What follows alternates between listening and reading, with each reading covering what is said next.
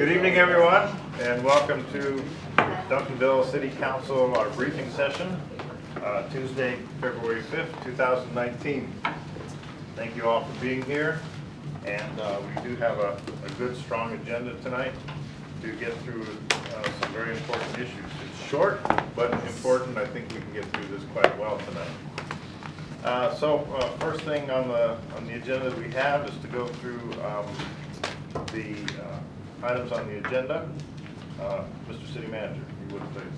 Thank you, Mayor. Mayor and Council, tonight on your consent agenda, item 4A are the minutes from the January 14th council meeting and special council meeting and the January 15th special council regular meeting. Sorry, 14th special meeting and 15th regular.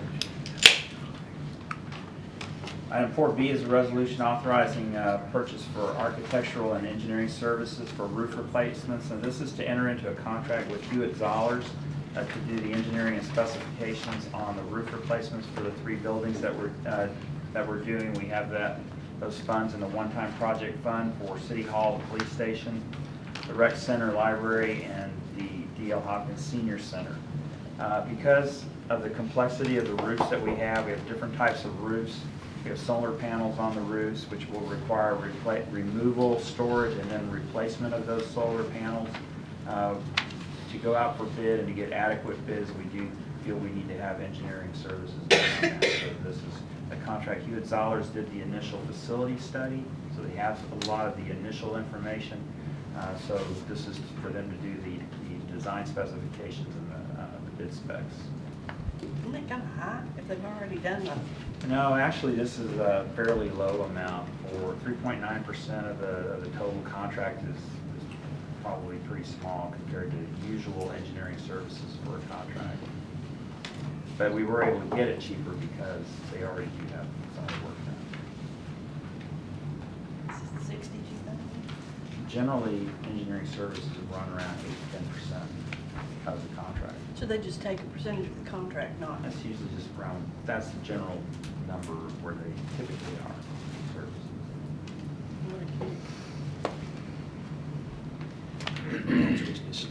And you said we've used them before doing what again?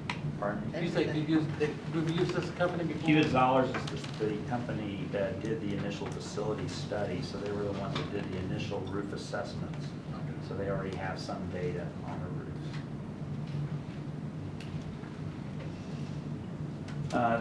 That is the consent agenda. On the individual consideration agenda, item 5A is an ordinance to authorize the issuance of general obligation bonds. Those bonds were put out on the market. We got the bids back this morning. With us this evening is Jason Hughes with Hilltop Securities, our financial advisors, and Bob Dransfield, our bond counsel. They are here, so I'm going to ask them to go ahead and speak, and that way they can answer any questions that you have about this item now. They will also, I think Jason will have a short presentation during the regular meeting. Richard, did you have anything? Sorry. I just was going to add this out, and I'm going to let Jason speak on this. Mayor and Council, good evening. Good to be with you as always. Again, Jason Hughes with Hilltop Securities. What Richard is handing out is just a brief summary of the bids that we received earlier today. And the bonds were sold via a competitive sale process. And what that simply means is we put together a list of parameters, we sent it out, we invited any qualified investment bank to submit a bid. And so at 10 a.m. today, we took bids. We got 10 bids from different banks. I will tell you that that's the most I've seen probably within the last 2 years or so. What's been more common as of late has been 4 to 6. What that tells me is there was a lot of demand for your bonds. And there's a couple of different reasons for that. The size, roughly that $20 million is very attractive. 20 years is very, very attractive. And then your AA credit ratings are certainly very attractive. So if you'll turn actually to the first page, actually the page in front of tab A, this is a summary page, and I'll just go through this briefly. As you can see there, the winning bidder, Robert W. Baird, at a 3.12% interest rate. So again, 3.12%, that is a fixed rate for the life of the bonds. The only person that can change that is you, the city, if you were to refinance in the future, pay it off, anything like that. But that rate, again, assuming you approve tonight, is fixed. The final par amount is $20,735,000. And you may be saying, well, hold on, Jason, we voted 21.6 million. We sold those bonds with a premium, and all that simply means is an investor was willing to pay more than 100 cents on the dollar for the bonds. So they were willing to pay, for example, 105 cents. That 5 cents over and above is the premium. That premium goes first to pay all of the cost of issuance. Any remaining premium then flows down and goes into your project fund. So the nice thing is your citizens in November approved 21.6 million for you to vote or for you to sell, and that again is what you're going to get in project proceeds. So you get the full $21.6 million again in project proceeds. The Attorney General of the State of Texas, the way that they look at that, since you had authority for 21.6 million, since you're getting 21.6 million in the proceeds, you've exhausted that entire authority. So we sold all that your citizens approved from the November 18 election. Excuse me, forgive my Yes. ignorance, but who is Robert W. Bear? So that is an investment bank, I believe. I think they're out of Colorado, but they are a big player in the competitive market in particular. It is more of what I would say is a regional investment bank. Out of Colorado? Regional for Colorado? Yes, sir. So, and when I say regional, they do bid on issues nationally, and I will double check that, but they are a big bidder on competitive issues. That last bullet point there, under the general obligation bonds, these bonds are callable. We have a 9-year call on that, and again, all that is giving you, the city, the flexibility to, again, either refinance them in the future if rates are lower, much like you refinance your home mortgage, or to pay them off if you have excess funds in the future. The credit rating, as I talked about, the city has historically carried a credit rating with Standard & Poor's of AA.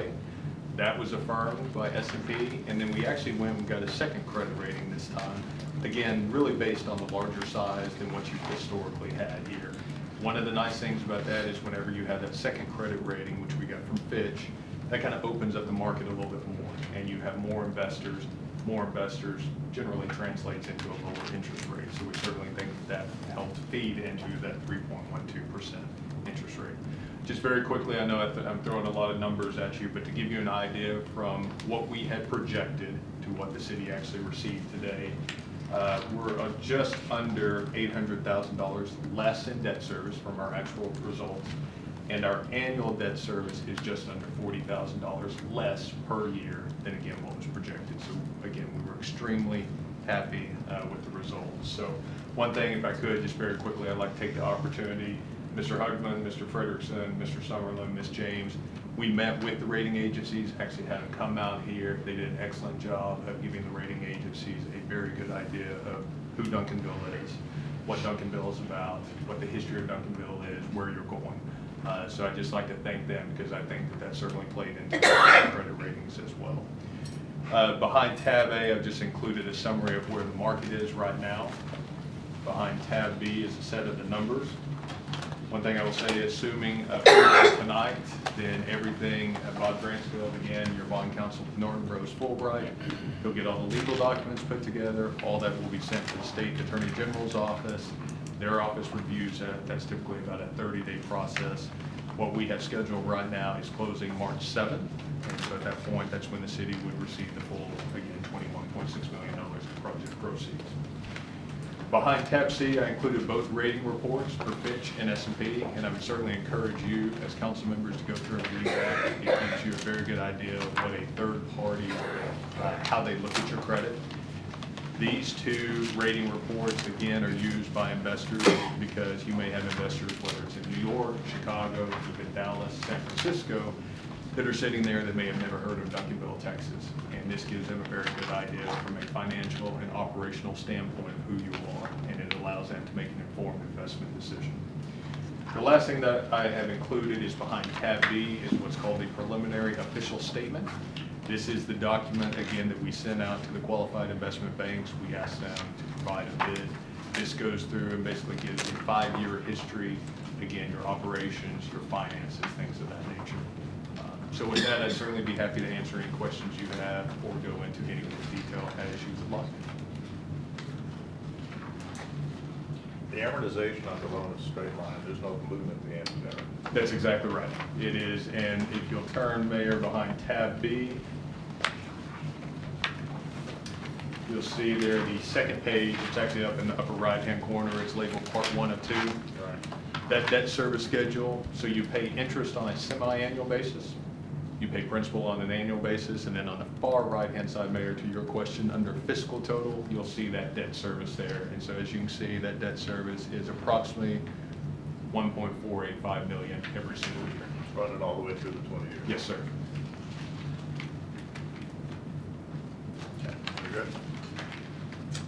In terms of the responsibility of the council tonight, give us just a capsulization of what's required of us tonight in order to move forward with this incredible, wonderful interest rate. Absolutely.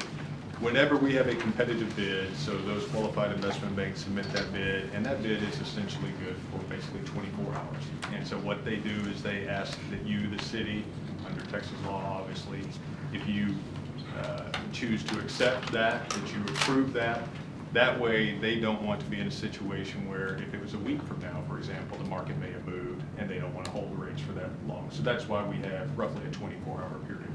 So again, what we're asking for is your approval tonight. That will let R.W. Baird, again, the winning bidder, know that you've entered into a contract. Again, Bob has brought legal documents that you will sign that make it a legal, valid debt obligation under state law. Okay. That only happens, though, obviously, with city council approval. Okay, so it becomes an item for us to do individual consideration. We vote on it tonight, then after the meeting's over, then the documents will be assigned. Yes, sir. And that will execute the contract. Yes, sir. And what we will do, assuming approval tonight, I will give back via email, probably actually tonight, let R.W. Baird know, yes, city accepted. The accepted time was at 7:10, whatever time that is, and then they know that they have a transaction on their side as well. Okay. Anecdotally, there was, when we were going through this process, the best case that we were provided was based on what's going on in the economy, what's going on in the bond market, and so on and so forth. We were thinking to get a great rate, we'd be about 3.4, 3.5. That's what I had So estimated. coming in at 3.1 and change is really extraordinary.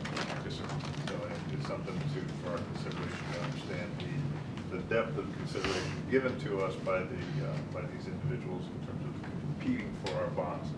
Coming out with the AA and those other two factors of who we are and what we are is what gave us this really great rate. We're very thankful for all the work that's been done for that.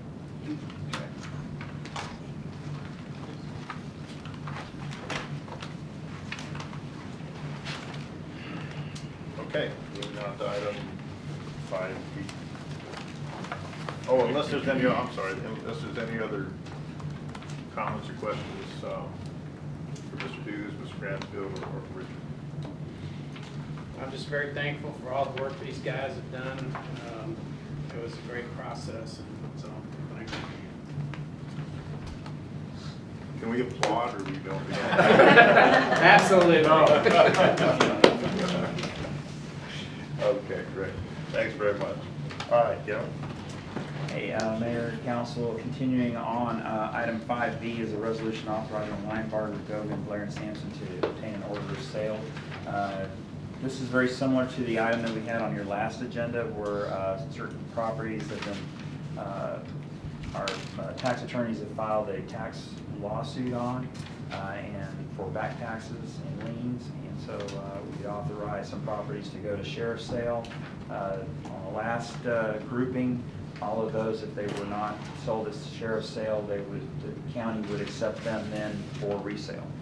These three properties we discussed briefly with you last meeting as well. These all have some extenuating circumstances to it. The county would not take them, but in all three cases, we were willing to take them as a city. So tonight would authorize them to go to sheriff's sale. If they do not sell at sheriff's sale, then the county will turn those properties back over to us for us then to either market or to use for city purposes.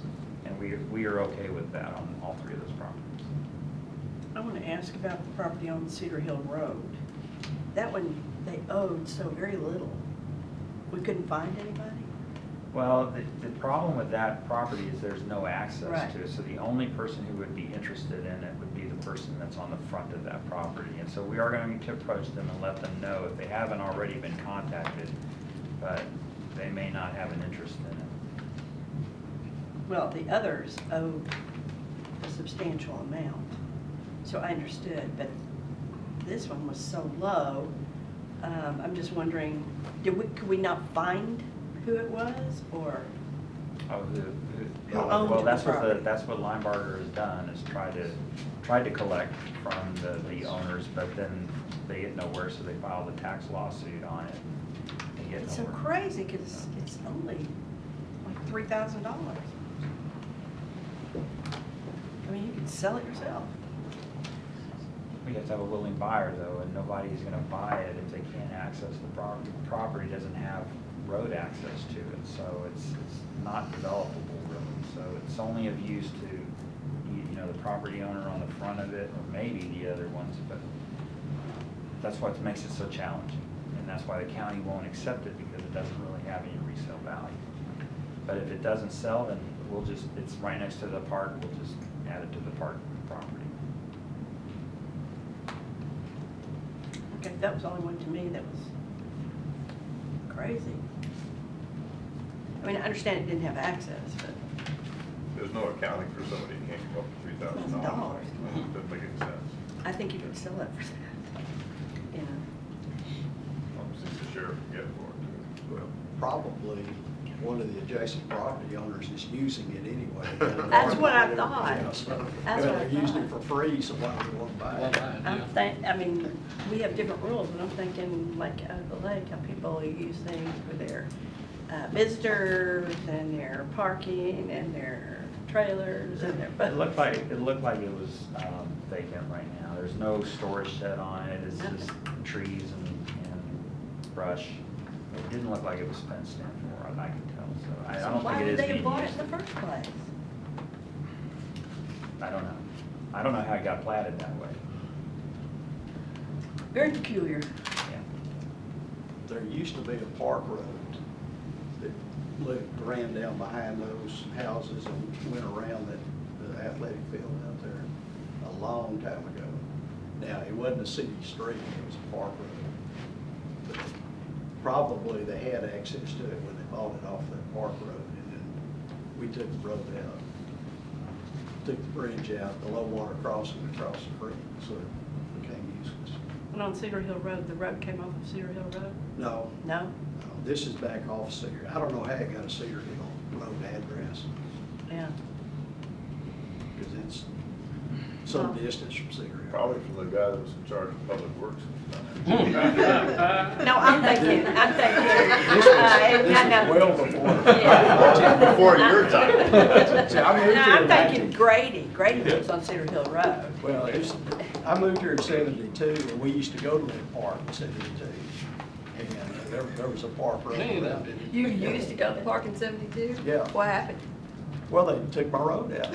So now you can't go to the park? No, I go there. Okay. I use the walking trail. Can we move on? Yeah.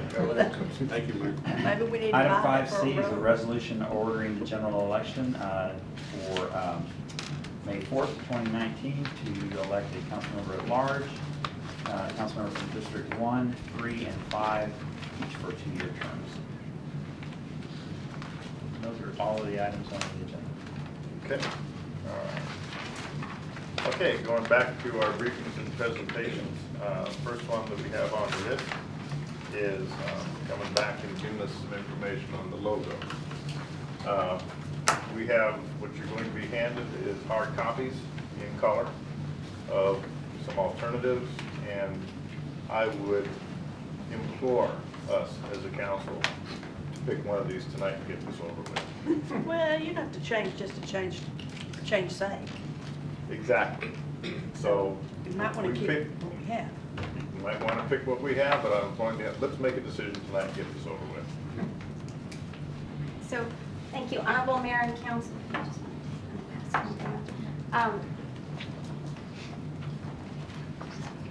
What you'll see is you'll actually have 2 pages.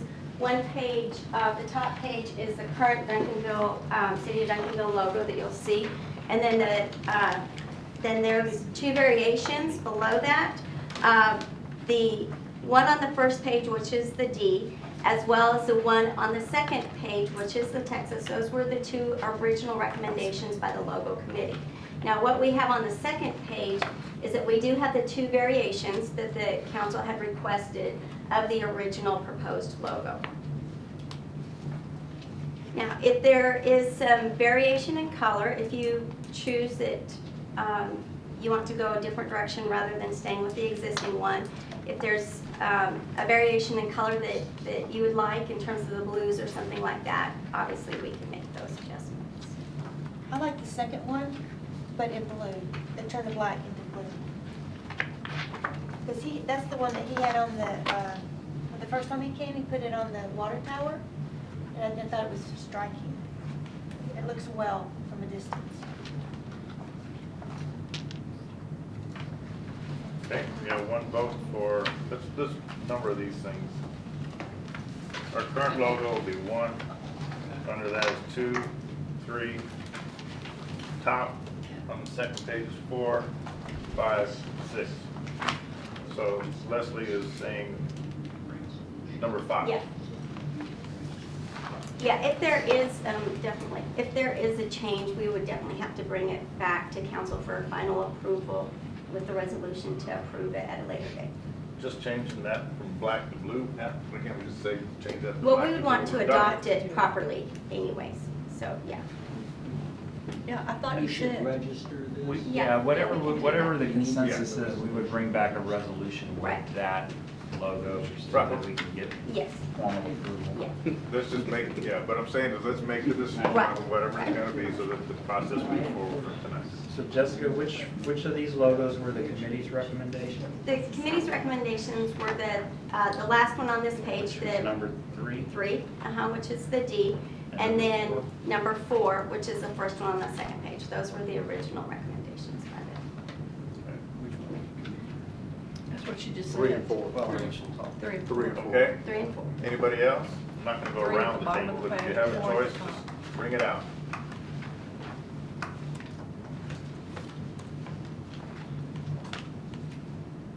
Yeah, and I wouldn't mind 3, as long as you do the gold right there. Oh, that's 6. You voted. I'm just saying I'm open. I know, you're just saying, but you voted, you're good. And I appreciate you doing that first. And actually, I'm fine with number 5, changing the black to blue. I don't know, I'd say 2 for that one.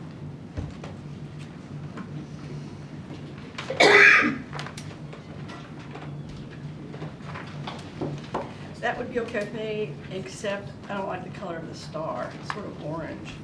That would be gold. Well, we need to change it Right. to something That would be brighter. gold. That would be gold. That would be gold. More like maybe a Okay. brighter. A brighter gold. That's 3 for number 5, but the blue and the star would be surely gold. Well, I think you have to be careful on calling it gold because they probably could call this gold, but it looks orange. Well, You can even have it metallic gold.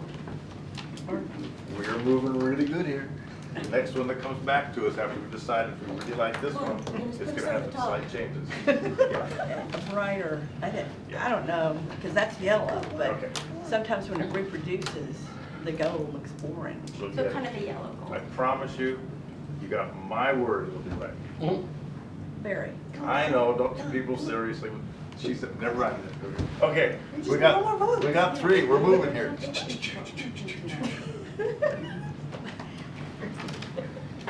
Actually, I only need one more vote for number 5. Unless you guys got some coalition going. So is there a sense then that you do not want to go with what the committee recommended? Oh, I don't like Well, that. that's the problem I've got. The committee studied this and, spent a lot more time than we have on it. Why are we? But this is one of the original ones. No, that wasn't, no. It's one, no, when he came back. Number 4 was one of the original ones, number 5 was a slight modification of number 4. Well, yeah. Oh, I don't like number But I 3 asked- because of the big D. There's a lot of big Ds We're around good, here. we're good. No, we're we're good. discussing, Barry. I know, and we're moving forward, yes, I know, you got it. No, we don't. We're You already said you discussing. liked number 5. Dennis just said, I know. well, so we're discussing it. Do you understand that we're discussing it? Yo comprendo. Okay. So, Dennis. And then the 5th one, or the 6th one, the white, This bleeds over to the white on the beach.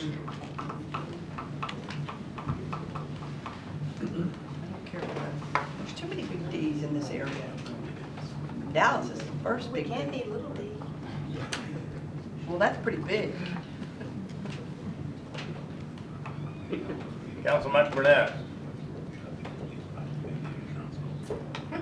You abstain?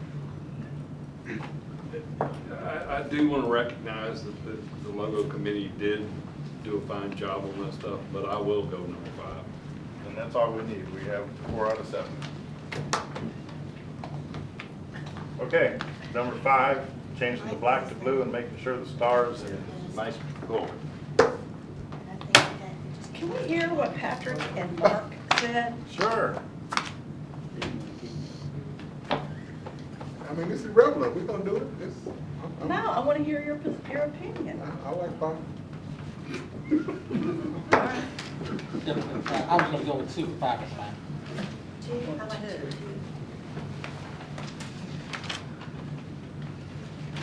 I don't know how that would look in water tower. Is it the blue, is the blue that you want, is it Yeah. this blue? Yeah, Yeah. And a yellow gold? yeah, Yeah. right. Or do you prefer to go with more of the blue that the Duncanville already has? There's a slight I like difference if this you one. look at. Oh, I'm It's, sorry. they pop. Am I in the- This Yeah. one Yeah. is more Yes, that would be vibrant. great. This one's more vibrant, this top blue. Okay, so the blue, can I have a consensus, Mayor, on the blue? Yes, consensus on the blue. The new blue. On the new blue? The new Okay. blue. The new blue and the new gold. This one's a black. It's in the mail.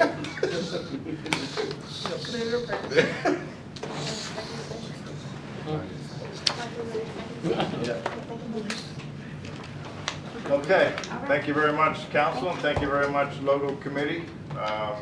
We only had a slight modification from your recommendations, and much appreciated. So thankful to be able to get this one. Thank you very much. Okay. Next item on the agenda is televising public comments during the election campaign season. We don't. Mayor and Council, on this item, Councilmember Cooks requested this be placed on the agenda for discussion. The practice here in Duncanville has been to not televise the mayor's report, council member reports, or the public comments during the election season. Kristen did a lot of research to try to find when that was initiated and by what method. We were unsuccessful in doing that, but she did find back in 2007 that it had come up for discussion again, and at the time the council voted to keep that practice in place. So we know it was in place prior to 2007. She also polled her colleagues and city secretaries in other cities, and as of last week, I don't know if it's updated or not, but you got 10 people, 10 responses last week, and none of them black out that part of it. They televised the entire thing. So it's really up to y'all, just for discussion. Councilmember Cooks. Yeah, that was the reason I was brought up. I think we've made some advancements since the time this happened, 2007, and in order for us to move forward, we need to just kind of move forward and keep televising, keeping our city citizens aware of what's going on. And I'm sure even from the mayor's chair, at any point, if it gets out of hand, he's able to stop that citizen from making any other comments. Well, let's make it clear too, it is not codified. It is just simply As far as policy right, that's been right. done, but that we have Practice. nothing codified, no ordinances, no resolutions, nothing that says that we will do that. So we're not, what we're looking for then is we want to change policy. Is it going to, will we then have to put something in writing or just change policy, this is how we're going to act from this point forward? Because it's been done for so long, I think it would be helpful to have a resolution saying that you're going to discontinue that practice. That way we have something going forward in future years that the council has, I don't something think they we can should go back to discontinue. to say. I'd like to bring up a negative aspect if we were, and I agree with you, we have come a long way from when this was instituted. But the citizen comment time, they have 2 minutes and they can say anything they want. And and we, as a council, are not allowed to answer that. So, in order to make it an even playing field, that's why we blacked it out, so that, so you wouldn't have the campaigning going on during the city time when we're supposed to be doing business. I knew this was coming up. In fact, Kevin gave me the background on Mark's recommendation, and I gave it a lot of serious consideration as well, understanding that the issue today and where we stand as a city, a state, and the nation is transparency. You know, why can't we do things? And interestingly, I was in a meeting today in Dallas City Hall, in City Hall chambers, and an individual there quoted something that the Dallas city secretary said, and it was just right on point, right on time for what happened, you know, what we're going to be talking about tonight, and what the city secretary for the city of Dallas imposed when they do certain things. And I'll read what she says. She says, manage your language, manage your emotions. And I think I like that. It's short, it's succinct, we know where we're going. And then, so when I introduce that particular point in time in our city council meetings, I will interject those two sentences. And so what that does is it imposes some sense of understanding and decorum. And if at some point in time things do get out of hand, I will have the authority to say something. So you don't have a concern about a citizen getting up there and say, Railing against someone. talking about an issue? Well, against is going to be, Well, No, you talking knocked about it it is, before.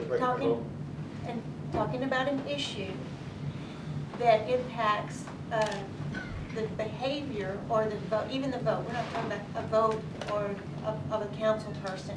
And that council person cannot correct the record. They just, so it gets settled in a lot of people's mind that what that citizen said is true because the council person is silent.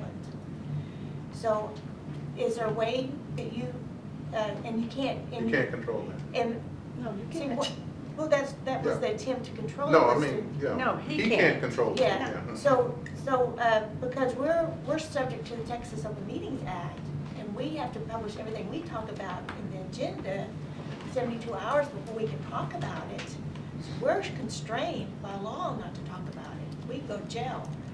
So, we have given up some of our First Amendment rights to sit on that council dais, and that's just a small protection for those council people during this time when things are kind of heating up during the election season. and the converse argument to what you just said is we are imposing something that takes away the citizens' First Amendment rights to speak what they want to say.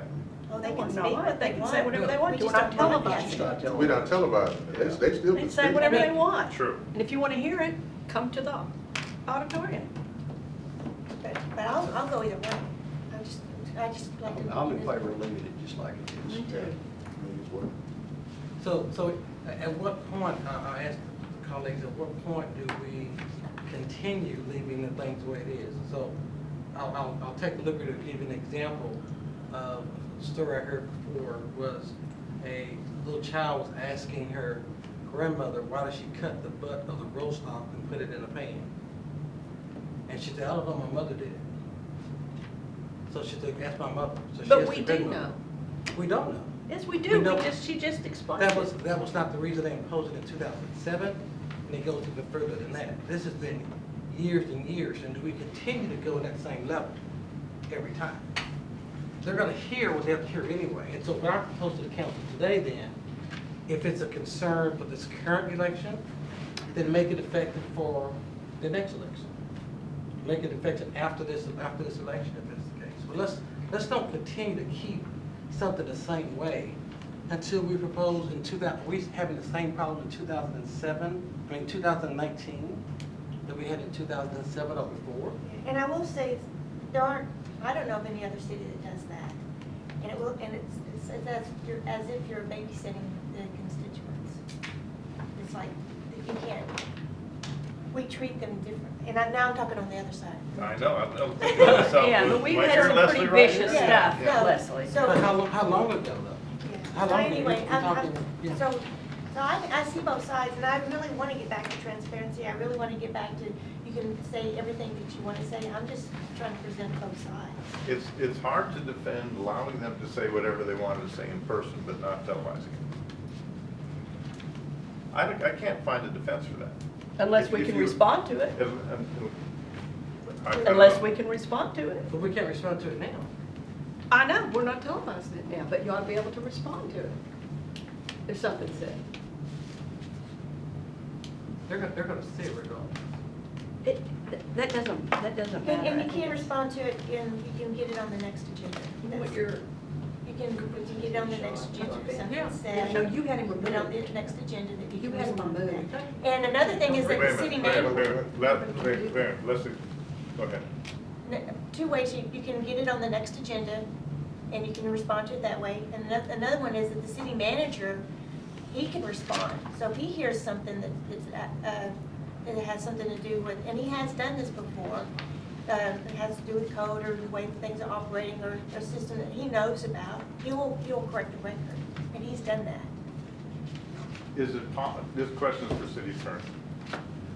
If something negative is said during this 2-minute time by a constituent, and they say something negative about a sitting council member, in doing what Leslie is recommending, to put it on the agenda for the next city council meeting, or could that affected city council member for the next city council meeting say something during their council member's report? Yes, or they could sign up and go say something during the open meeting. You've got just as much right to address an issue as anybody else. I've seen people get up from the dais, go sign the card, go down to the lectern, Become a citizen. become a citizen and speak. They're not speaking on behalf of the council. They have to excuse them. They have to excuse them. So what makes us so different? What makes us so different than the 10 other cities is what I'm getting at. What makes us so different than the 10 other cities? Not every city broadcasts. Well, I don't know, we haven't found if they broadcast? I know most of them do. They didn't do it live, but they have it like on YouTube or something like That's a that. big So difference. still broadcast. No, it's not. She said they didn't broadcast, it was on YouTube. No streaming. That's still broadcast. No Another way you can do it is you can Still council there. member reports after the public citizens. I know, I was just looking for the order. That's why I did a specific look at the order of the agenda, and the council member reports come prior to the citizens' comments. Can that be changed? So there's another option. We have the authority to change the order to where the council members' reports are subsequent to the citizens' comments. That would give the insulation necessary to do it. Well, I kind of like Bob. I kind of like what Bob is saying as Well, well. I don't think we should do it here, and, you know, I don't judge what we do in Duncanville with other cities, because Well, only we're way all to do it. different, and we all have our own issues. And, you know, I'm remembering a time that Mark's not said anything about, when he had someone removed from a meeting, that he didn't want to hear what they had to say. So, it's interesting that now he wants it not televised. No, it's not So- televised. It doesn't matter. That'll be Or, televised. no, he wants it televised. Well, I think all you gotta do is, I don't read it much, but just follow next door a little bit, and you see the comments that people are making. And if we open it up, they're gonna come up here and make it. And right now, they're doing it on the internet, so. Well, I think we have two viable options here, is to do, number one, change the order, and number two, is we, all members of council, would be instructed and oriented that if something is said, you have the opportunity to remove yourself from the dais and go fill out a comment card and make a public statement, and then return yourself to the council. Well, we So just if you got see if finished. it's an error, if you see if it's a problem, then reinstate it. But 10 years, I mean, how many years has that been? 12 years. 12. 12 years or longer. But you talked about at the meeting we had this week with Economic Development about how some of the infighting and the things that were done, how it looks, and this was part of it. Absolutely. Now, there is one thing, and it says that you cannot mention a council person's name if you're coming up there to address, period. But it still gets said, It still even gets though the said. mayor calls them down. Right. it's- Well, it's- I think it should be left alone. I ought to too. I mean, it was there for a reason. We don't have this. There, it isn't the case of cutting the butt off the roast. If you could not defend why you do that, and we know why. We can give you instance for instance after instance after instance that has happened. I'm gonna use the word policy, because I don't know a better word to use.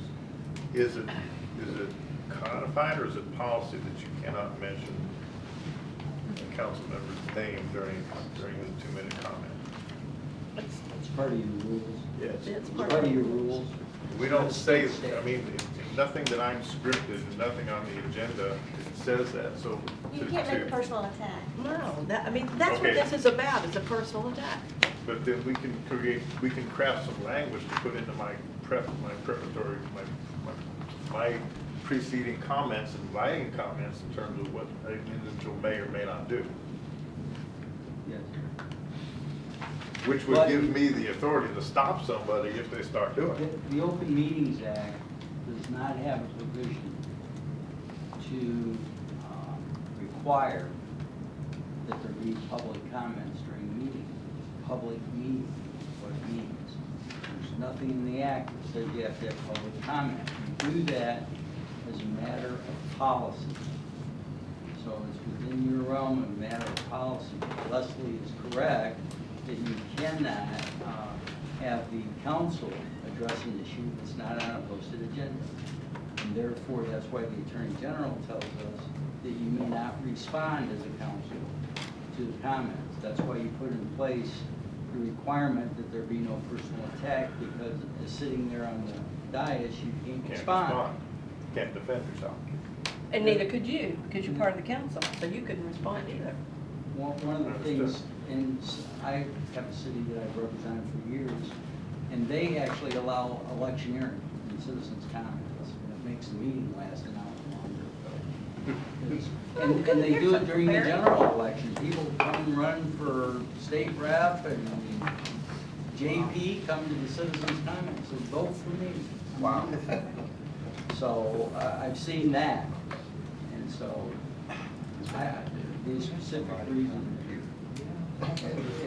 it's bizarre, but it's hard. Yeah, I remember. It's hard for you to control what's And inside. all of us were like, So I think the rule in the council rules of procedure that I think you're referring to is under citizen public comments, and what it says is speakers will address the entire council, not another speaker, audience members, nor individual council members.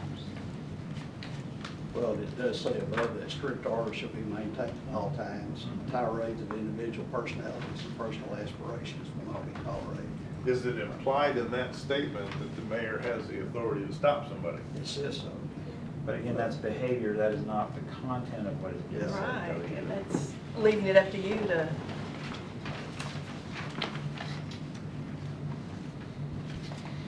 So I can address the whole council against the dirty dog council.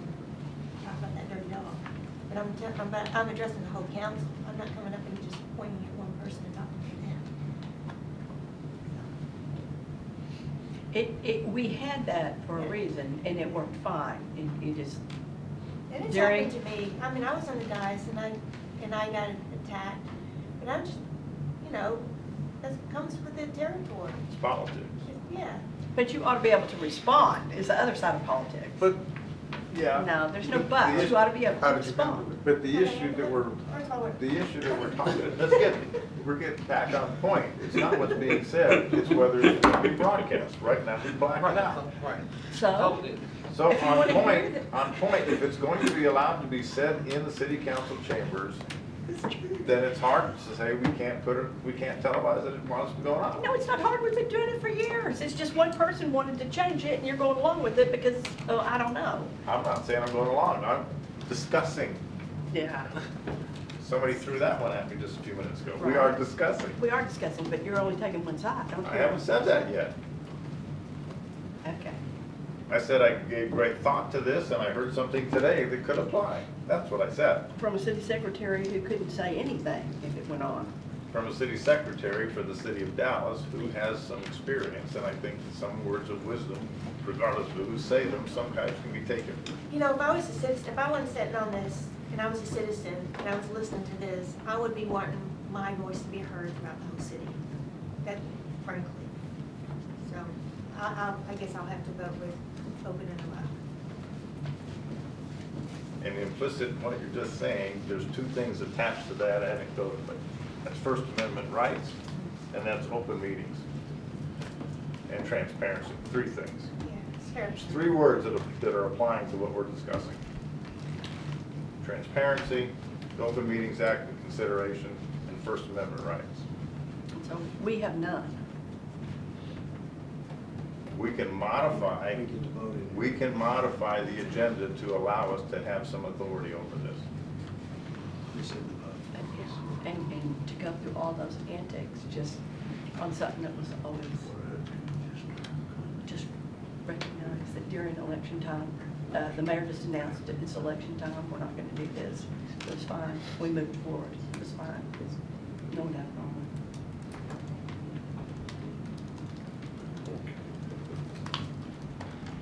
Well, we have no policy It doesn't to matter. modify. We have nothing codified to make a resolution on. We have nothing codified to do an ordinance. So I guess it's just up to you. Is the mayor's want to institute it in the first place? It's your meeting. Well, we have nothing in the rules codified that we don't go out there and eat dinner, but, I guess if I brought my dinner in and sat up there and wanted to eat it, because there's nothing says I can.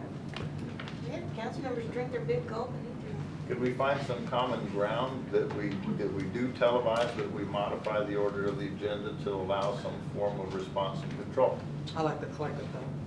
That would be, it's compromising common ground.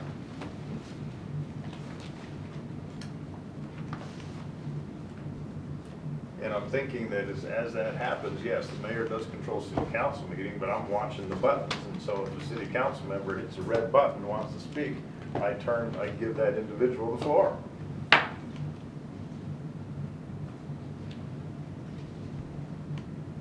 During comment time? If we change the order, Councilmember. Oh, then the council member has. Climbs something to down, say. fills out a card, and then hands it to you. No, during the council member time, you're able to speak.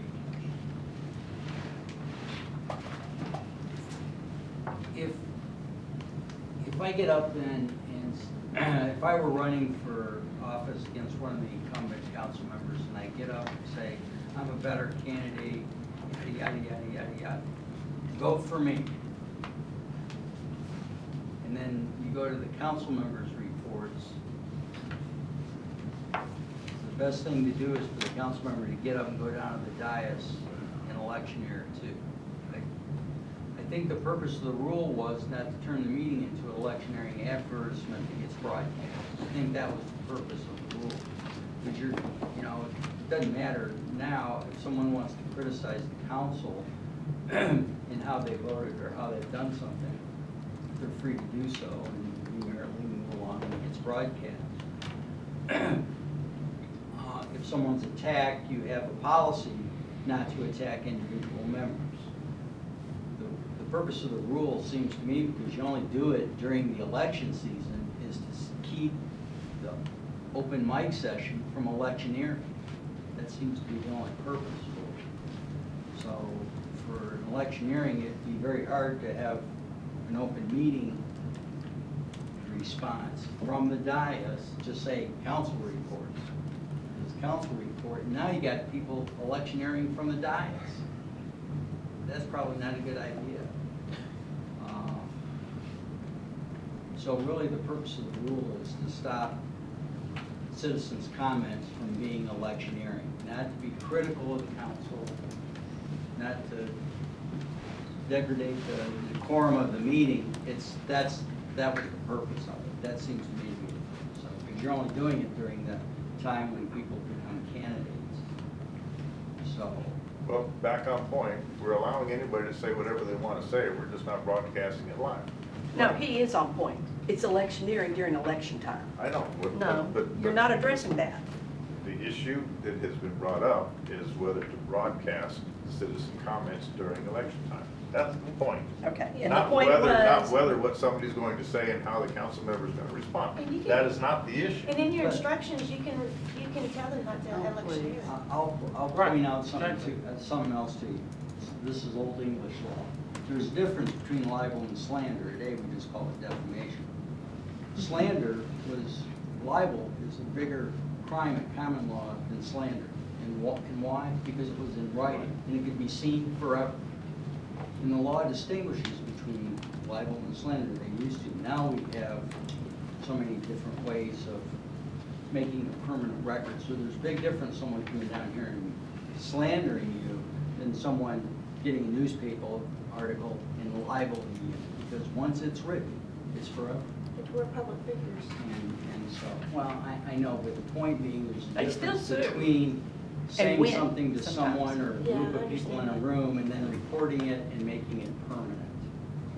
And so, kind of keep that in mind. It's not that they're not critical or not that they couldn't do it currently, but there's a difference between when you make it a permanent record. So, think about that. Permanent record in this case being the video. Yeah, because once the video streams, then it's for all of us to record and to YouTube and to make an open records request. And we can't destroy it. But we're not private citizens, we're public citizens, and we can solve the problem by your instruction of saying no electioneering. I was just going to ask the question. Then now Can we're we controlling the can we content of control someone's that? free Can we? speech, and you Is that can't do that. infringing upon someone's First Amendment rights Yes, in it terms is. of what they cannot say Well, during then this at least limited time? So- Is that, city attorney, is that infringing upon First Amendment Yes, rights? it if is. we- Absolutely. if we That's the not allow most someone to say infringing something? thing you can do is keep someone from political free speech. It's the most sacred of it all. Can't control the content of what you It's- And it's not happened since Here- 2000. So that is why you should have it publicized, because it's the Or most. you don't have to have public comments at all. I told you that too. Those are policy issues that belong to the province of the council. Well, I don't want to do that. I don't think that goes with transparency. No.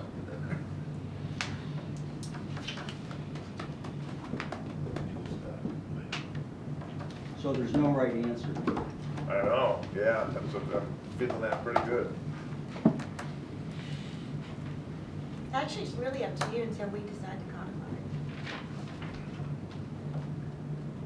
Really? It's not in. It's up to this chair? Yes. And not the council? she's saying because you run the Been a meeting, custom and practice. but the whole council Yeah, it was felt a that mayor way. it was a mayor that instituted it without, it's not in any of our rules of procedure.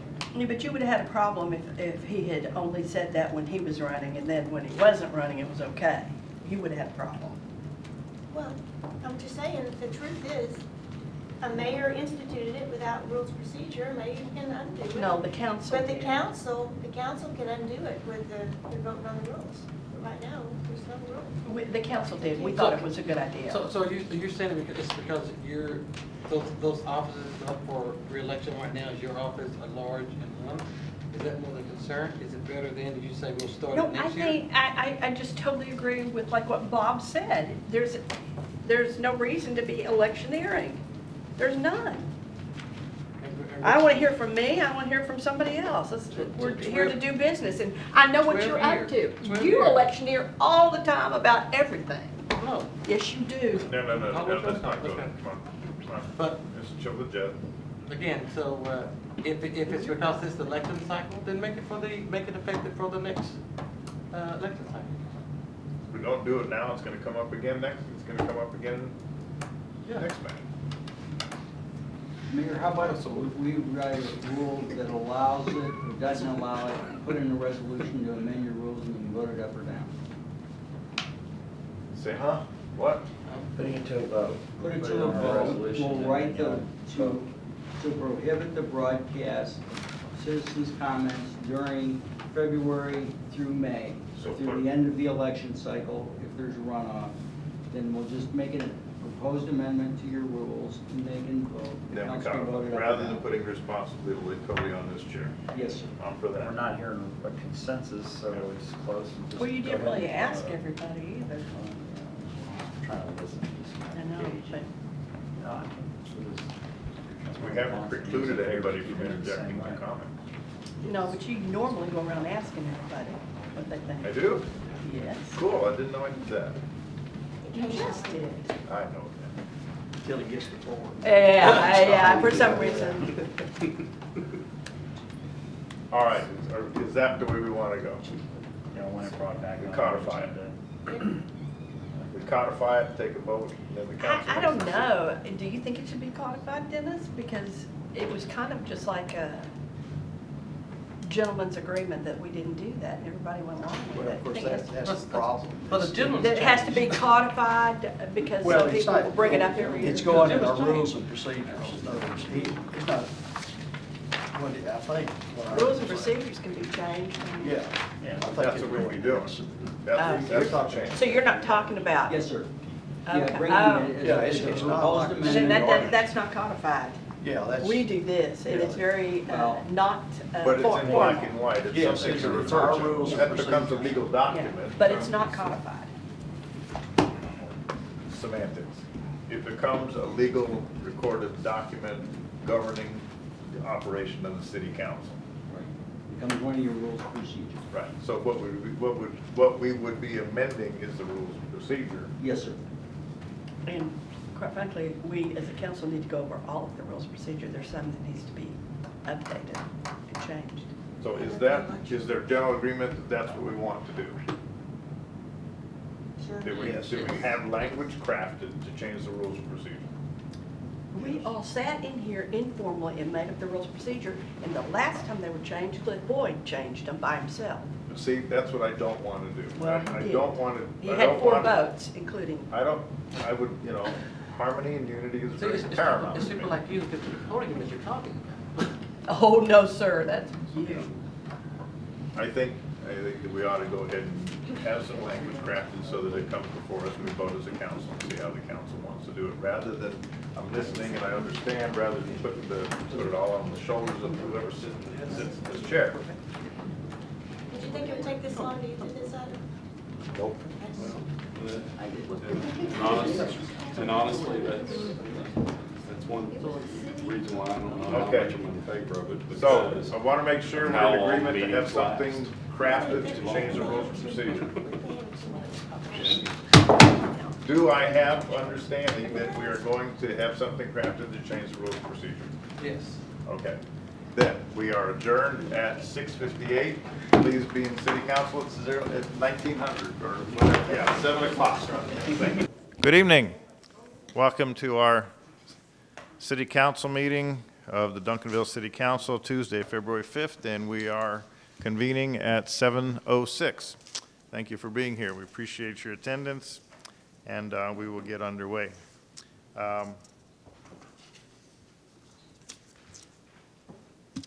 First order of business is our invocation by Pastor Ron Carlson.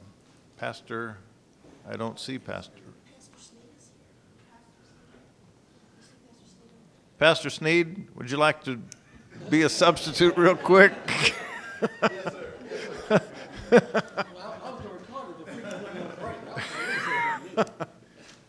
All right, let us stand for a word of prayer. Bow your heads. Father, we thank you first of all for being God. We thank you for being our Lord and Savior. We thank you for being our Redeemer. We thank you for allowing us to see this day that was not promised to any of us. I pray now, Lord, a special blessing over this meeting tonight. Bless the city council members. Bless the citizens of Duncanville. Bless the citizens, Lord. And we just thank you for bringing us together tonight, Lord, for this meeting. And we pray that everything may go accordingly, decent, and in order. It's in Jesus' name we pray and ask it all. Amen. Amen. Please join me to the pledges to our flags. I pledge allegiance to the flag of the United States of America and to the republic for which it stands, one nation, under God, indivisible, with liberty and justice for all. Honor the Texas flag. I pledge allegiance to thee, Texas, one state, under God, one and indivisible. Thank you. Please be seated.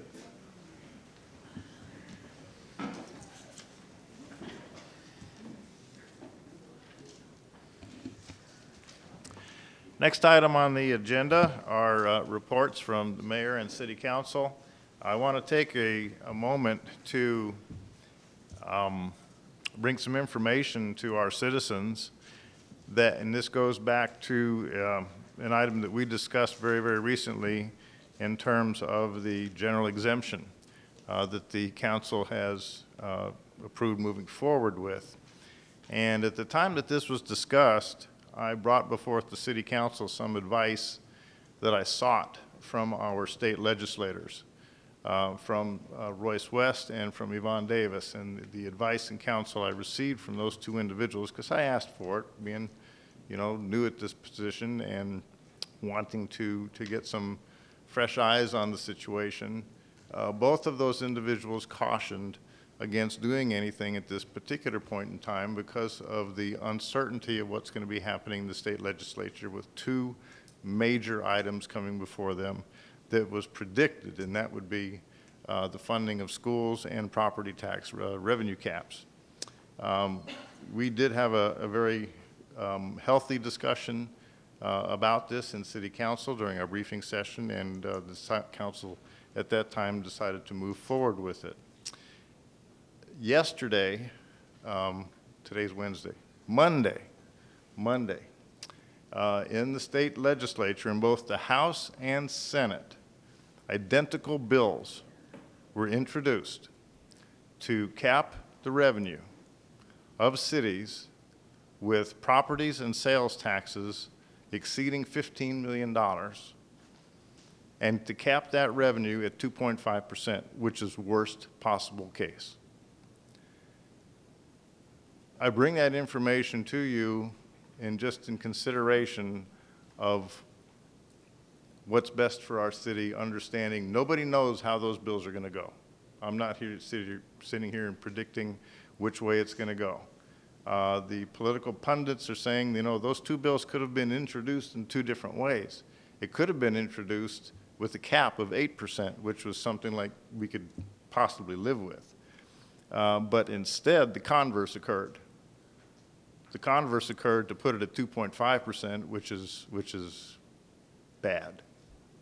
I won't try to couch it any other way. I'll just say no euphemisms enacted with it either. But 2.5% could be very, very hurtful to every city in the state of Texas with combined property sales tax and of $15 billion or greater. How it's going to go, we don't know. I bring this up to our citizens just to understand that with these two bills introduced in our state legislature, we as a council are going to have to work very carefully to make sure that we exercise our fiduciary responsibility extremely responsibly. That's not to be redundant, but just to say that we need to be very careful in what we do and how we move forward. One of the other things that occurred, and sometimes it's best to use the words of other more experienced people, Mayor Betsy Price of Fort Worth was interviewed and asked her opinion about this. And what she said was, a 2.5% cap is tough to work around for cities with fixed expenses like employee raises and public safety needs, which make up more than 60% of the budget. If the cap had been in place last year, Fort Worth, citing her individual case, would have needed an additional, would have had to trim $21 million from the Fort Worth budget.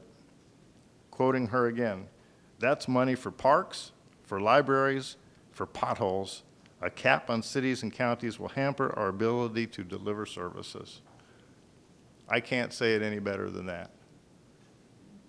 And with her wisdom and her experience in being the mayor of Fort Worth, I think it's just some words that we need to think about.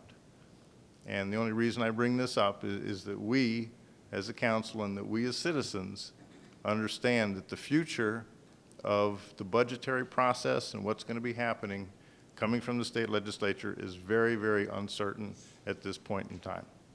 The House Speaker, the new House Speaker, the Lieutenant Governor, and the Governor are all in favor of this 2.5%. So we will watch this very closely and do all that we can as a council to stay abreast of this issue and to keep our citizens advised as well. That's all I had. Any City Council member reports? Mr. Cooks. Yes, good evening. I wanted to recognize first staff, starting with the city manager and all of staff for participating in the District 4 neighborhood meeting. We had a great turnout. Staff was there full force, shared with the community all of the things that was going well, things we can improve on, but just a kudos to staff for being there and communicating to our community. So, Kevin, thank you very much for your staff for that. Then secondly, of course, I'm back at it again, if those may say it. It's lunch, laugh, and learn time for the month of February. So I'll be back at Luby's for meeting any constituents in District 4. Or if you're just hungry and want to come to Luby's and have lunch with me on you, we will be glad to get you involved in that. So I will get that date out to you, our next meeting. But lunch, laugh, and learn. It tells more about our city and District 4 and what's going on, and just the time to sit down and talk together and have lunch. So just want to prepare you as we're having that again in this month of February. Thank you, Mayor. I wanted to add one thing that I forgot. Since the Chamber of Commerce banquet in which we presented the State of the City address, we had a video done. If you remember it, I had a very small part in that. And it was very educational for me. I'd never done something like that before. But we and I personally have received many, many comments about how great that video was. And what I want to do is personally thank the production of that video. Ms. Tiffany Wyatt is here tonight. Tiffany, would you please stand? And thank you.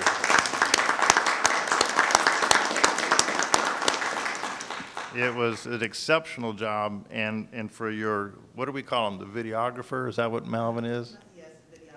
Yeah, for Malvin Hearns, who was the videographer, he was a great, what would I call him, director, I guess. He told me how to walk. Move this way, move that way, and it was a great experience for me. And the fact that that is published on our website now, it's our official video for the city.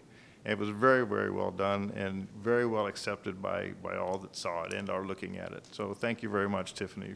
And Tiffany is from the Corporation of Corbett Mitchell Media. And more importantly, a local Duncanville business.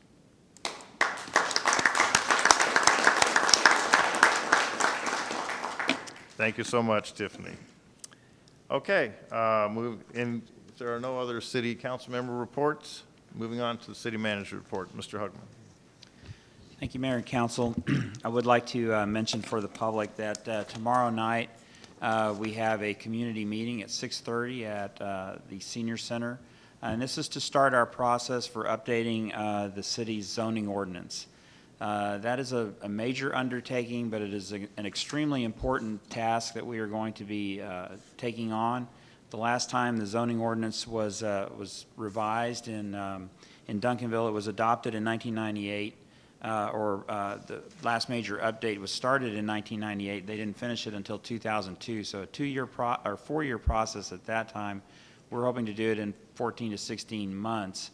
But it is extremely important because for a number of reasons. One, by updating the zoning ordinance, it will address zoning changes that have occurred over the last many years, different uses, business uses that are in place now that weren't contemplated 20 years ago. Secondly, it will also align our zoning ordinance with our comprehensive plan, and that effort that was undertaken a couple of years ago and adopted the comprehensive plan that outlines the vision for what Duncanville should look like in the next 15 to 20 years. We need to align the zoning ordinance now to match that comprehensive plan to be able to provide the zoning regulations and the development regulations that can allow the vision of Duncanville to be accomplished. And then secondly, it's also to address redevelopment, because we are 95% built out.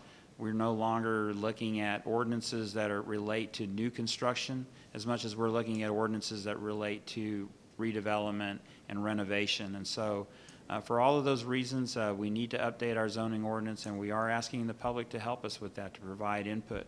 And so the first opportunity for that is tomorrow night at the community center.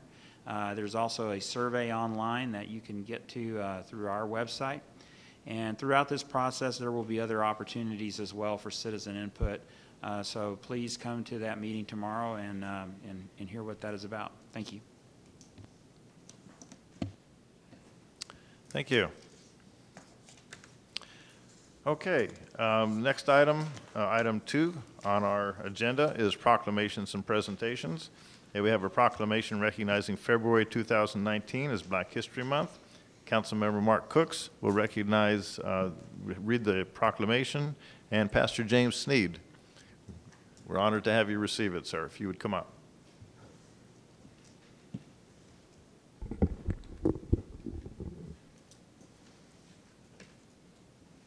Pastor Sneed, thank you for being here again tonight. Whereas in 1976, Black History Month was formally adopted to honor and affirm the importance of Black history throughout American experience, and whereas the history of people of the African heritage goes back thousands of years, including some of the greatest, most advanced, innovative society in our history of our human existence, and whereas African Americans have played a significant role in history from the early days of the pioneers to our present-day leaders in such industry as aerospace, finance, international trade, and government. And whereas Black History Month is a time for all Americans to reflect on this rich history, teaching of African Americans whose contributions are vast and wide. And whereas during the Black History Month, all Americans are encouraged to reflect on the rich history, teaching of African American, and bear witness to the progress, beauty, achievement that is made throughout our region. Now, therefore, Mayor Barry Gordon, Mayor of City of Duncanville, Texas, do hereby proclaim February as Black History Month in the City of Duncanville, and it urges all citizens to join me in celebrating collectively the tradition of African Americans and encouraging everyone to participate in events honoring the contributions of Black Americans. Thank you for accepting this proclamation tonight. Thank you, sir. Okay. Thank you. Thank you.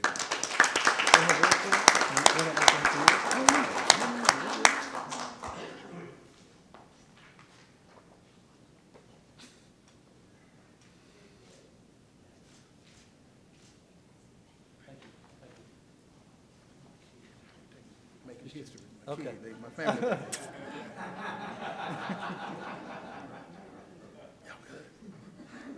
All right, thank you so much. Thank you, Pastor. Thank you. Thank you. You know, Ms. Riling, our PIO, I was watching how that was just done. It's like I was going to photobomb right between their two heads. So I moved this way to be perfectly behind his head. I don't know how, did it come out like that? Great, okay. Thank you. Okay. At this time, we are opening up our city council for citizens' input. And citizens who have submitted cards to the council to make their remarks, I have 2 here in front of me. We ask that the citizens limit their comments to 2 minutes, which will be timed. And when you please come up, please give us your name and your address for the record.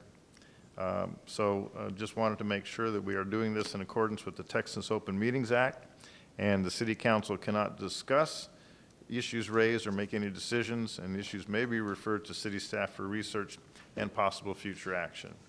So the first individual's card I have is Arbin Harrison III.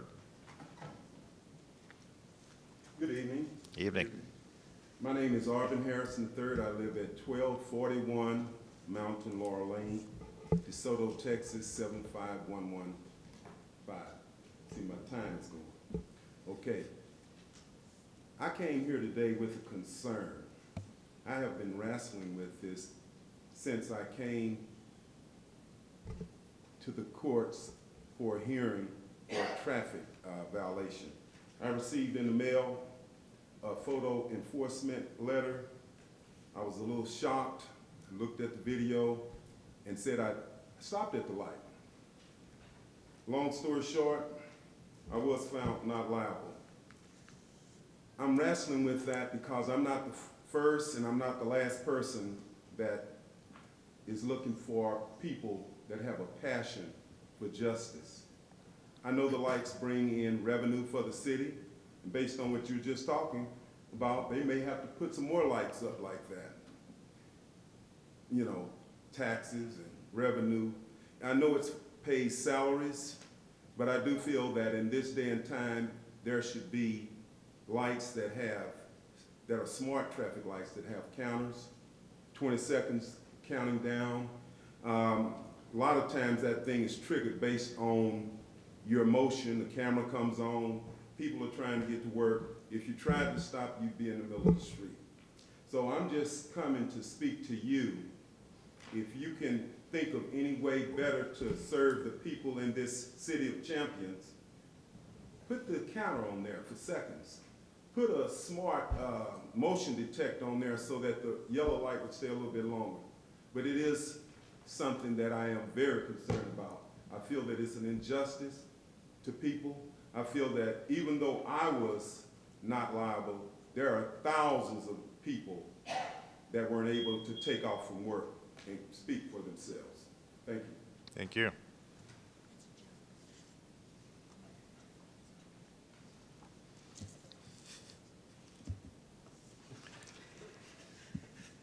Okay. All right. Thank you very much. Moving on to item number 4 of the consent agenda. Mr. City Manager. No, I'm sorry. City Secretary. I'll get it. City Secretary. Item 4A, consider the minutes for the January 14, 2019 City Council special meeting and January 15, 2019 City Council regular meeting. Item 4B, consider a resolution authorizing purchase number 19-015 for architectural and engineering services for roof replacements at city facilities from Hewlett Zollers, Inc., with an estimated expenditure amount of $62,000. Thank you. The chair will entertain a motion to approve. Please. So moved. Second. We have a motion to approve and a second. Please vote. Thank you very much. Moving on to item number 5 on the agenda, items for individual consideration. Item number 5A.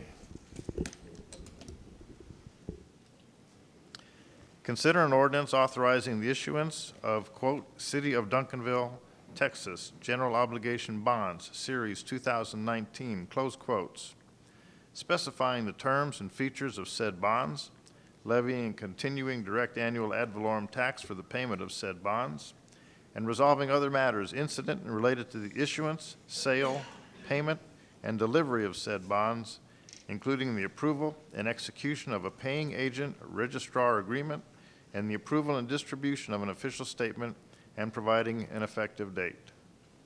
Mr. Summerlin.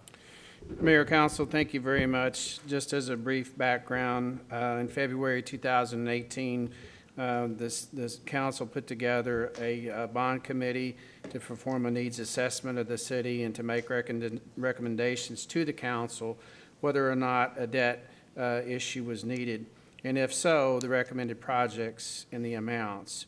And the bond committee recommended $6.6 million for park and recreation, $6.6 million for streets and sidewalks, $6 million for firefighting facilities, and $2.4 million for improvements on existing municipal improvements. Those propositions were placed on the November ballot, and all the propositions passed with voter approval. And so tonight we have this ordinance, and I'm going to call on Jason Hughes from Hilltop Securities to make brief presentations of the results of the bond sale. Thank you, Richard. Mayor, Council, good to be with you tonight. I previously gave you a summary of the bond sale, and I'll just go through that very quickly and certainly be happy to answer any questions you may have. As Richard talked about, $21.6 million is what your citizens gave you authority to sell back in the November 2018 election. We've gone out, we've priced bonds, we received 10 bids, very strong bids, with the best bid being a 3.12%.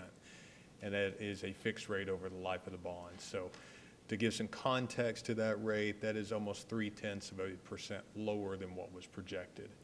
As far as dollars, what that means is a little under $800,000 less that you, the city, and by an extension that your citizens are having to pay overall, and that's almost $40,000 less per year. So certainly very happy with that.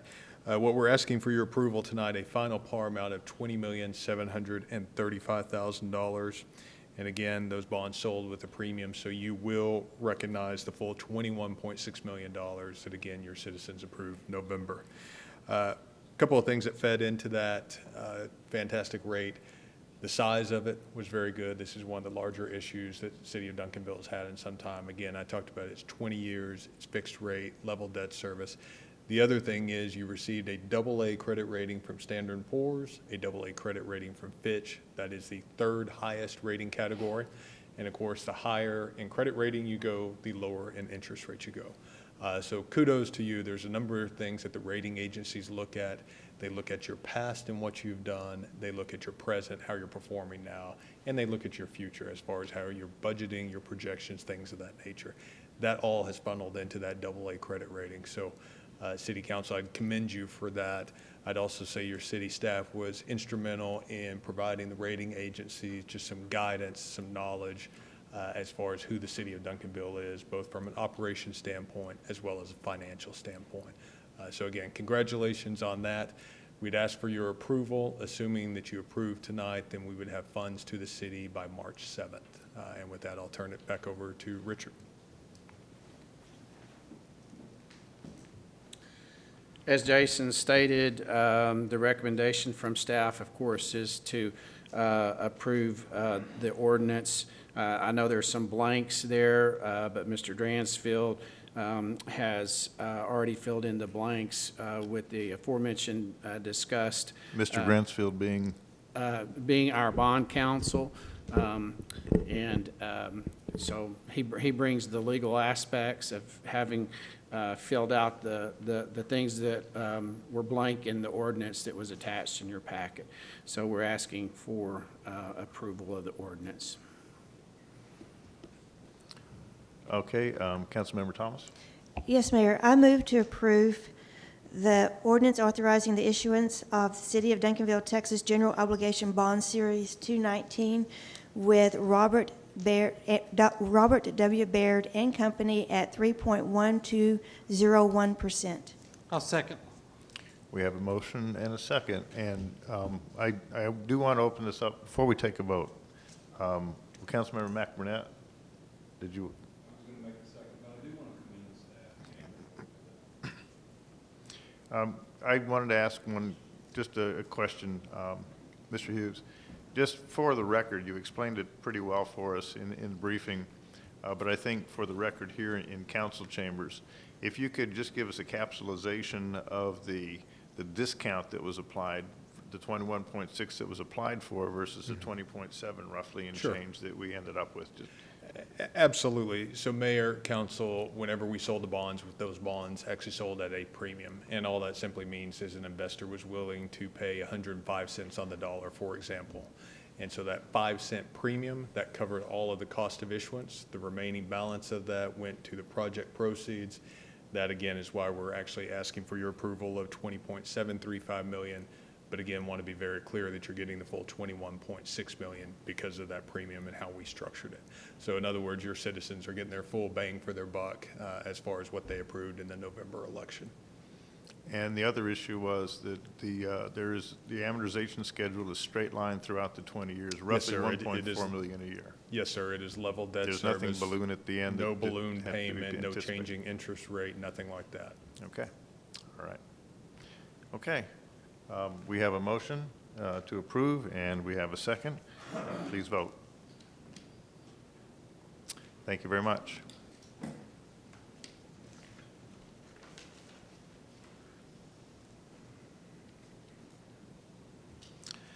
Moving on to item 5B.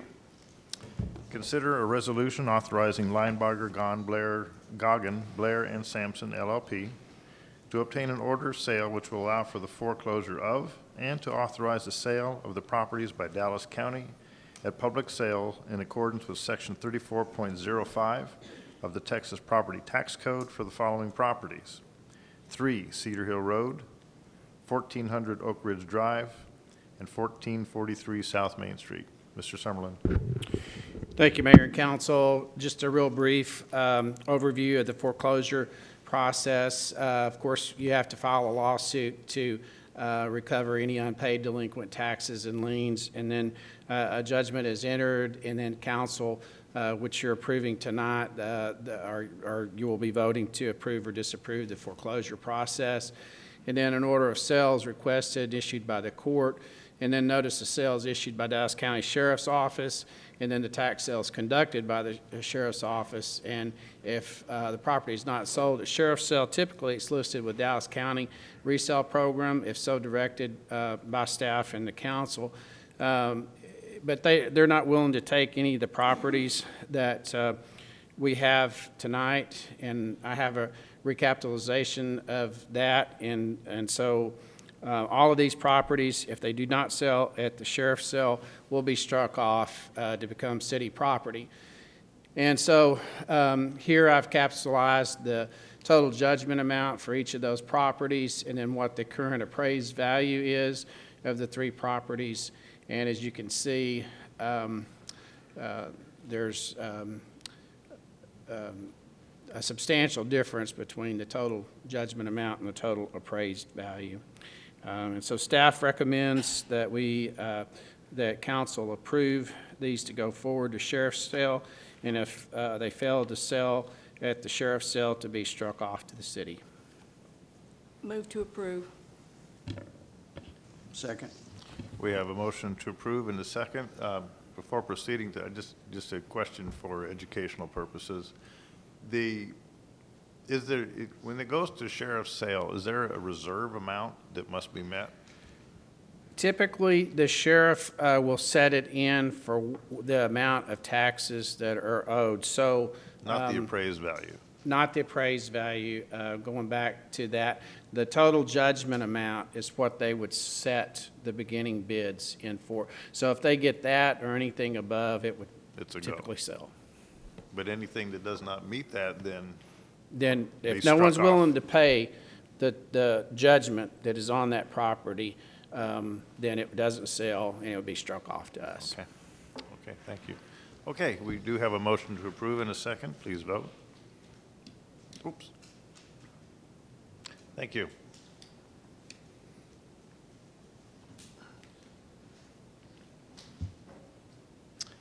Before I go into this, I guess it's a question for the city attorney. This is an issue on election. Is it necessary for me to read both the English and the Spanish? I can do it if I need to. I just need to know. No. Okay. Just want to make sure. Thank you. Item 5C.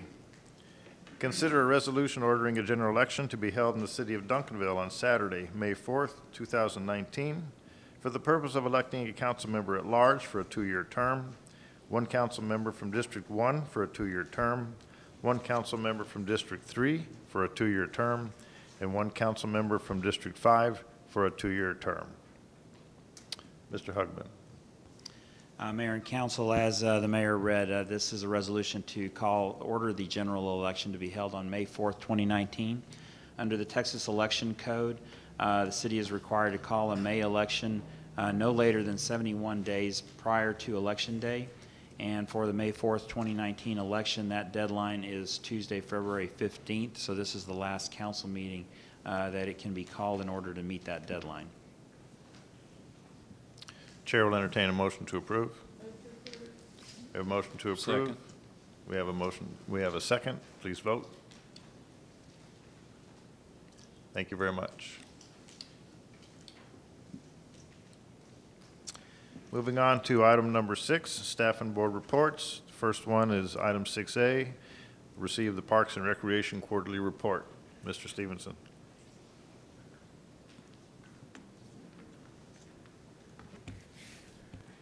Thank you, Mayor, Council. Bart Stevenson, Director of Parks and Recreation.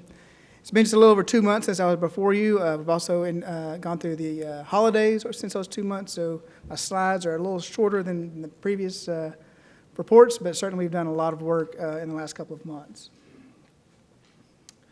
As far as our personnel changes, as you recall, at our my last report, we had recently lost our executive assistant to the city manager's office and our city secretary position, but we've now filled that position with Angelica Martinez, also known as Angie.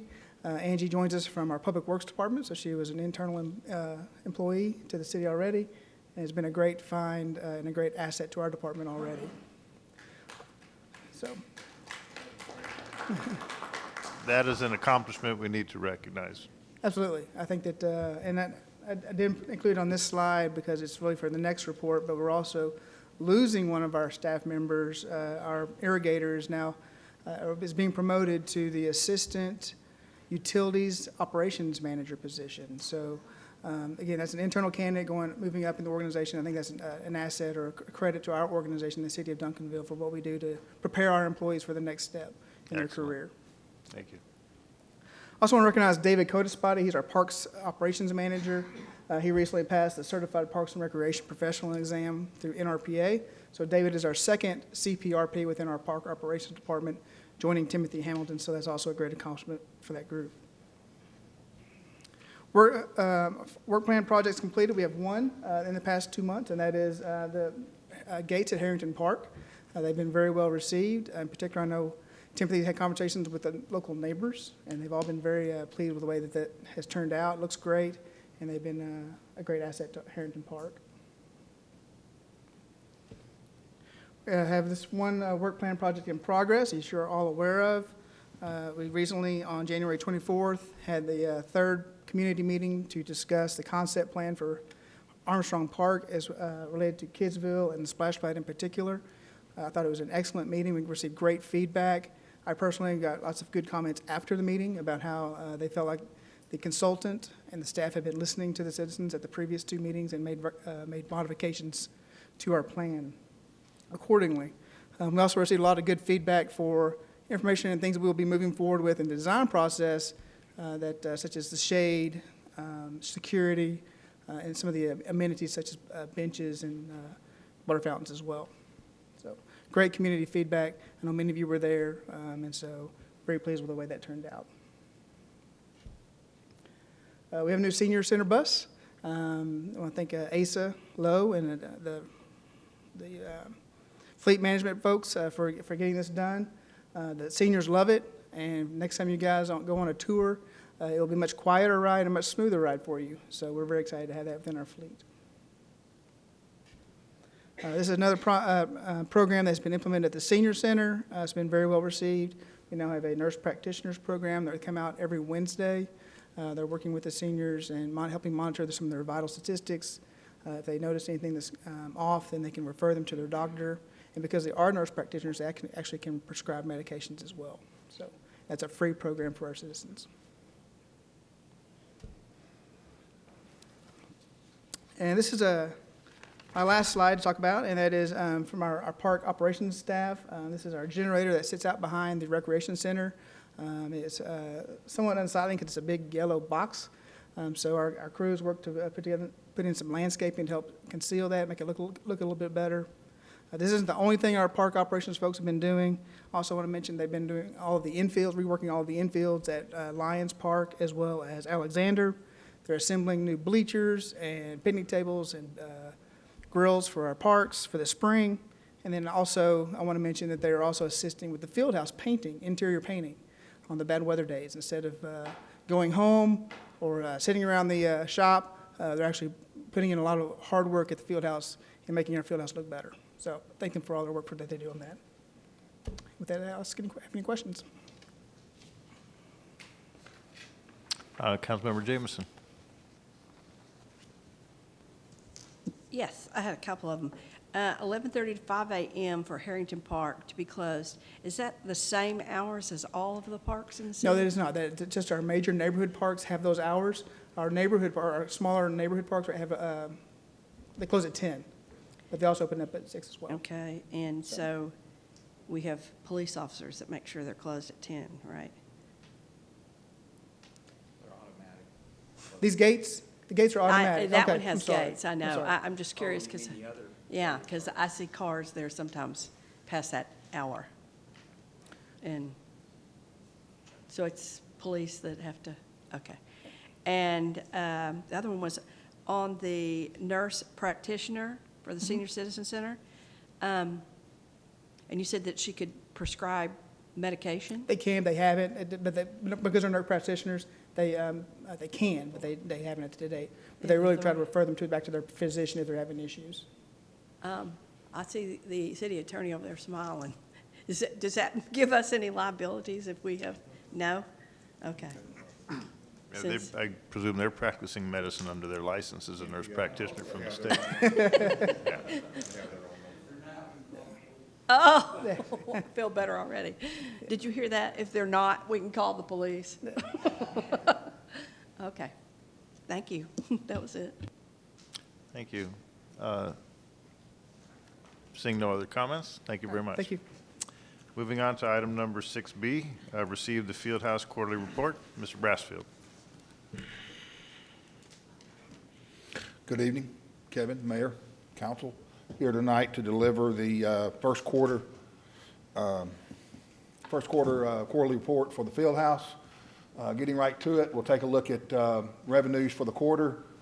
You can see 107 in October. Then we get to the holiday months of November, December. We'll see it later on in the presentation, but our events were down from what we had in October, which reflects in the total revenue for the quarter. We wound up at 198,941, going to 1.35 million. Our expenditures were 220,000. Again, first quarter revenues were pretty much the same as last year, with the exception of we have new staff members this year, so expenses are going to be up because we have more employees and more frontline staff members that we're paying this time around.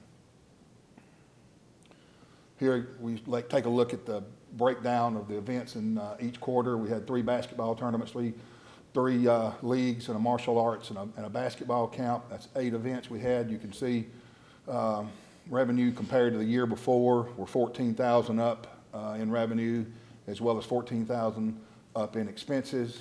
The 14,000 represents, again, the majority of that's made up by additional staff members. Same thing for November. You can see our event total went down from 8 to 5. Revenues in November compared were up again by a couple $1,000s. Expenses in the month were 25 up. One of the main driving forces behind that, there was 3 pay periods in the month. So we got 3 turns of pay periods that drove the expenses up in November. So what's the average dollar per pay period then? Would hate to guess at this point. Do we just divide 25 by 3? No, sir, there's 4. That's the payroll is the driving force. That's just part of the expenditures. Okay. December, same. We had a total of 5 events. Revenues are up again. Again, same time. Expenses are mirroring the same flow. We recognize that for this quarter, we're in the red, which is not concerning to me at this point. It's kind of the same thing last year. First 3 months of the quarter are the toughest, simply because of the holidays and the travel and whatnot. But I expect for us to be right back where we need to be starting next quarter. Our traffic, again, 75,000 compared to 66. We're up almost 10,000 bodies. Here again, it's not a turnstile, it's a traffic counter, so that's not 100% bodies through the door. It is in and out, so we know that it does give us a barometer to judge how many folks are in the building, so it is a good tool. It's just not a turnstile. Sponsorships and partnerships, pretty much the same as last year. I do want to point out the color logo in the middle. I think one of the council members, Councilman Cook, asked us to do something to direct people to local businesses. With that suggestion or part of that mindset, we went and done packets for all college coaches and tournament directors when they come in, so everybody gets a packet. It's got hotel information, restaurant information, fun and good things to know about the city when you're here visiting. Our programs keep growing. We've added an interim summer camp program as well as a after-school summer camp program to fill in the gaps. Pretty much the same dance classes and sports training and fitness. All are doing well and seem to be growing. Oh, Mr. Brent, just quick, it's really anecdotal, but is the 360 cycle, their tagline is ride or die, something like that? I believe that's their motto. They're kind of what they're promoting. Is that a national thing? I mean, do they make that up? I think it's a cult kind of in the cycle industry. It's kind of a motivation. Obviously, I don't think it's literal, but that's their moniker and what they go to promote their business, and they're really doing well. They're started 3 months ago. They're just now getting going. They're turning about $3,000 a month. Our second year of our contract kicks in, and I think we go up 2.5% on revenue, so we're going to start seeing more money. As they grow, we grow. So the ride or die doesn't seem to affect the revenue negatively? No, sir. Okay. I guess they're scared. Better ride or die. Sorry to interrupt. I noticed that when we were in there for something, and I went, that's the weirdest tagline I've ever seen. The industry is more of the instructors they hire. It's a cult following, so we get a lot of good instructors.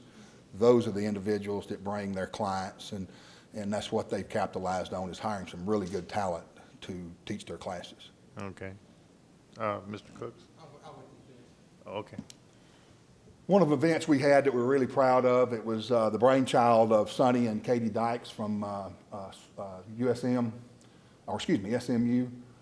We called it the Turkey Blitz. It was done the Monday before Thanksgiving. We gave away 300 turkeys.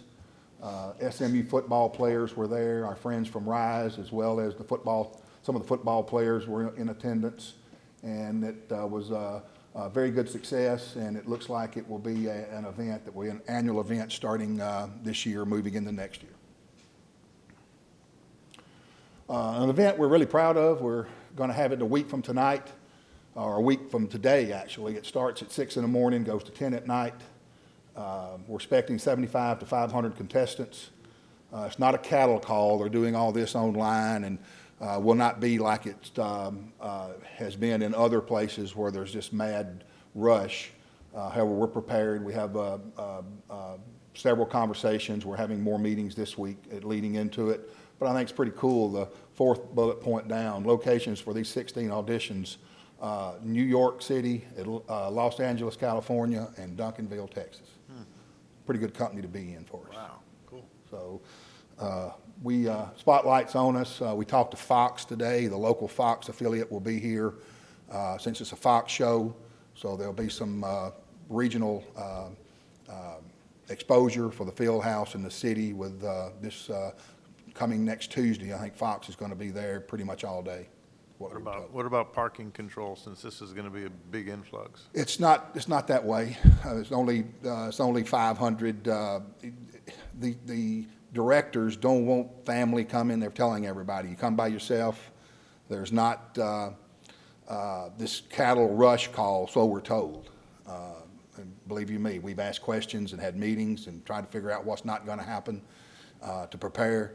And we will not stop asking those questions until we get to where we need to be. But I've asked those same questions, and I've been told to do what I've So they're coming in by... been told to do, and that's what we've done. So they're coming in by appointments? Yes, ma'am. Yeah. They're going online and signing up versus just rushing in. And they're encouraged not to bring their family. You can't, it's not like a show thing. We're having to take down all the banners in one side of the gym.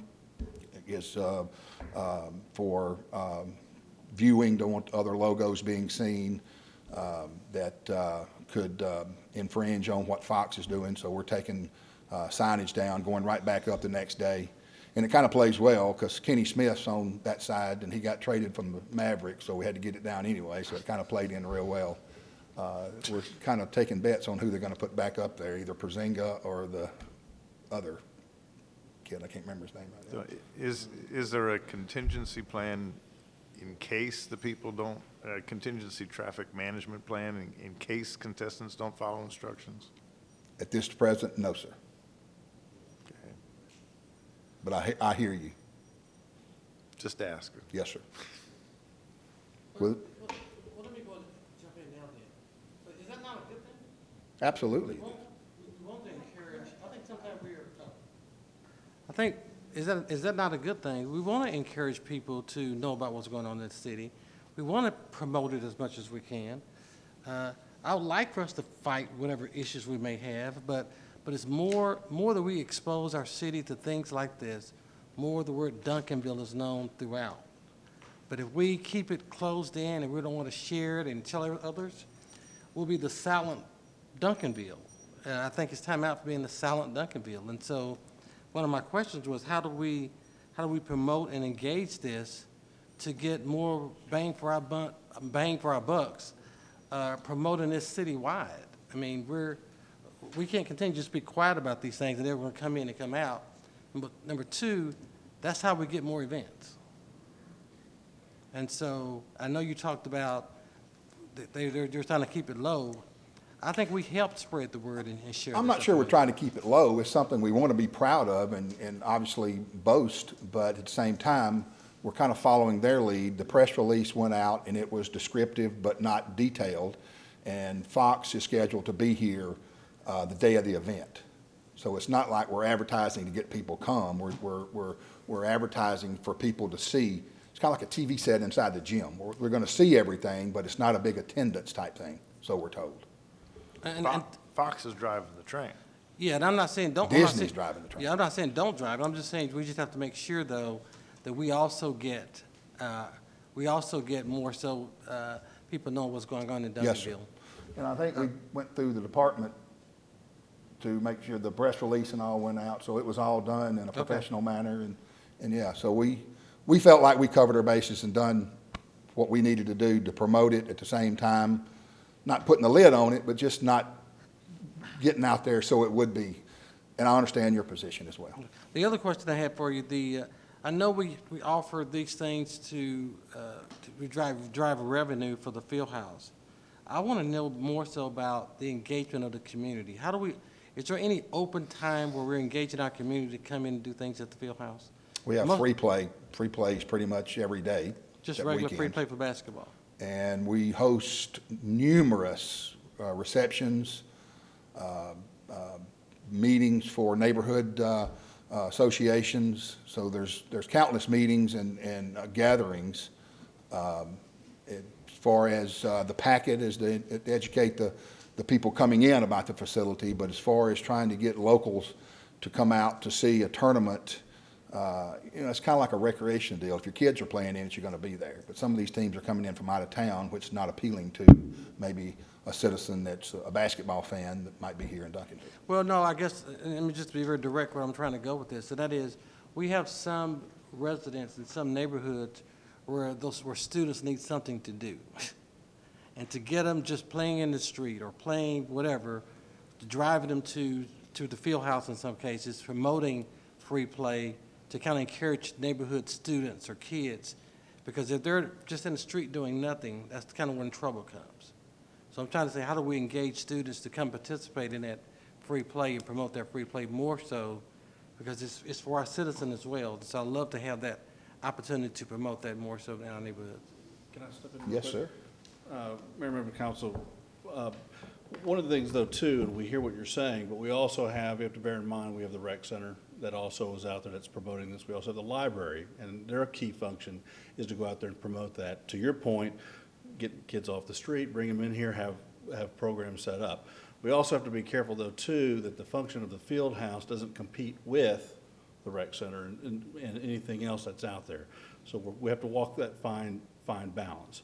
But through those two programs, through the library or the parks or the rec center, they're doing that very thing. Councilmember Jameson. Show me the money. What are we getting for that?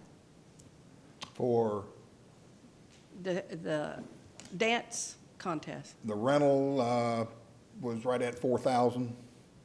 A total deal is about 11 grand. So could you break that down? We're getting, 5,600 in security, 1,700 in production materials, labor to take signs down, and the balance is in rental. Room rental is 1,700, and court rental is about 2,000. Should be about $10,700. so about 3,700 of it is Spent back out. the profit of that, because everything else is, Spent out, yes, ma'am. yeah. But this is a Tuesday at 6 in the morning where we made nothing the following Tuesday and the following Tuesday before that. Well, I still think they're getting a pretty good deal if they're getting a Well, facility it's our rate. like I that. didn't feel like it was fair to raise the rate just because they had Fox and Disney and a bunch of money, so it was rack rate on what we do. And, I don't know, I think I could have. yes, ma'am. Fox has money. Yes, ma'am. I can call them back. Well, I think, Don't Councilmember, tempt me. as we talked about, I think what we can't measure is the image and the fact that we will get publicized and it'll be good publicity for this type of an event. And it puts Duncanville in front of people. And that's what we're trying to do as well, is to brand the city, to raise our image in a positive way. And as Craig said, we're utilizing a low usage time frame. So, going forward, if they want to come back again next year, which we hope they will, I'm sure we'll probably ask for more. Raise the money, yeah. Well, in fairness, too, I did the security bill, we added 25% to it. So we're making a little money. I just didn't feel like I could, but we did our rack rate on rentals for room.